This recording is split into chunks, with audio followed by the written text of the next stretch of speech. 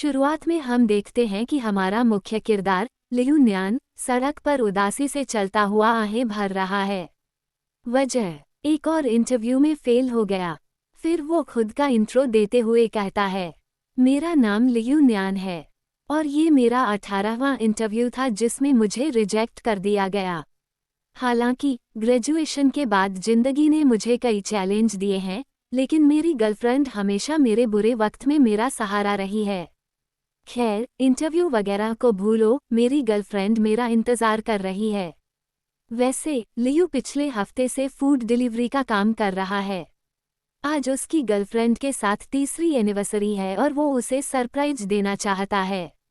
Apartment के सामने पहुंचते ही लियू देखता है कि एक कार कूद रही है और उसमें से अजीबोगरीब आवाजें आ रही हैं। लियू कान लगाकर सुनता है और कहता है, ये तो मेरी सुआ की आवाज लग रही है। वो प्यार से अपनी गर्लफ्रेंड को सुआ बुलाता है। कार के शीशे में उसे सच में सुआ का चेहरा दिखता है। वहीं अंदर उसकी गर्लफ्रेंड किसी और लड़के के साथ व्यस्त है। वो लड़के से कहती है, मेरा बॉयफ्रेंड बाहर खड़ा है, चाओ। लेकिन लड़का, जिसे चाओ कहा गया, मज़े से कहता है, अब जब पकड़ ही लिए गए हैं तो मज़े जारी रखते हैं और भी मज़ा आएगा। ये सब देख लियू गुस्से से आग बबूला हो जाता है और कहता है, ये वही है, ये ज़रूर वही है। लेकिन तभी उसका फ़ोन बज उठता है। फ़ोन उठाते ही वो कहता है, अभी मम्मी का फ़ोन क्यों आ गया। दूसरी तरफ उसकी माँ कहती हैं, तेरे पापा और भाई अस्पताल में हैं। दोनों की हालत बहुत गंभीर है, तू फौरन आ। लियू के हाथ में केक था जिसे उसने वहीं सड़क पर पटक दिया और दौड़ पड़ा। जाते जाते वो कहता है, इन दोनों सुअरों को मैं नहीं छोड़ूंगा। अस्पताल में लियू के पापा बेहोश पड़े हैं। डॉक्टर उसकी मां को समझा रहे हैं कि उसके पापा और भाई गहरे कोमा में हैं। मां कहती हैं, मैंने उन्हें कहा था कि गेमिंग कम करो, लेकिन नहीं माने। अब देखो क्या हाल हो गया। वहीं एक लाल बालों वाली आंटी कहती हैं, मेरा बेटा भी गेम खेलते खेलते अचानक गिर पड़ा। मैंने पुलिस में रिपोर्ट भी की, लेकिन कुछ नहीं हुआ। मैंने उसका हेडसेट तोड़ दिया, लेकिन अगले दिन नया हेडसेट घर पर पहुंच गया। ये सब सुनकर लियू बोलता है, क्या ये वही गेम है। फिर उसे याद आता है कि उसके पापा ने उसे गेम के बारे में बताया था। अब लियू अपने कमरे में खड़ा है, हाथ में हेडसेट पकड़े। वो कहता है, मेरे पापा और भाई इस गेम के चलते कोमा में चले गए। इस गेम का राज मुझे पता करना ही होगा।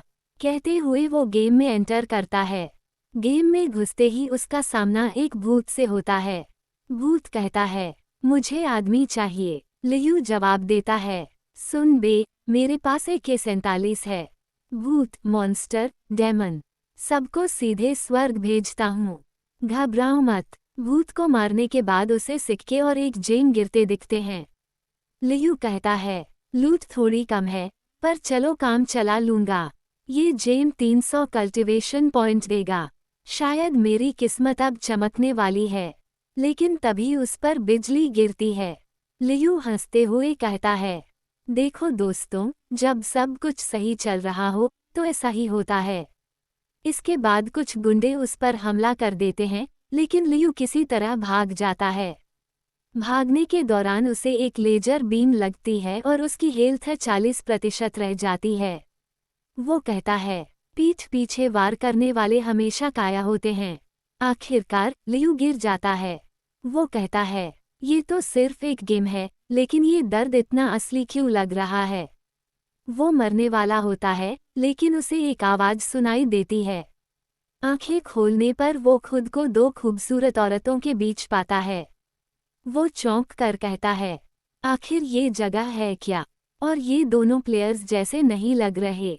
औरतें उसे बताती हैं कि वो शान्युंग टूम में है और वो उसका स्वागत कर रही हैं। लियू को पता चलता है कि वो किंग जू के रूप में पुनर्जन्म ले चुका है। लियू मुस्कुराते हुए कहता है, क्या गेम में कोई बग है। अगर मैं किंग जू हूँ तो अब तो हरम वाली जिंदगी एंजॉय करूँगा। अध्याय समाप्त। अध्याय के अंत में लियू अपनी नई पहचान का पूरा फायदा उठाता है। वो हंसते हुए कहता है, दोस्तों, जिंदगी कभी भी बदल सकती है। तो कभी उम्मीद मत छोड़ो। दोस्तों, अगर आपने वीडियो यहाँ तक देखी तो चैनल को सब्सक्राइब और वीडियो को लाइक करना मत भूलना।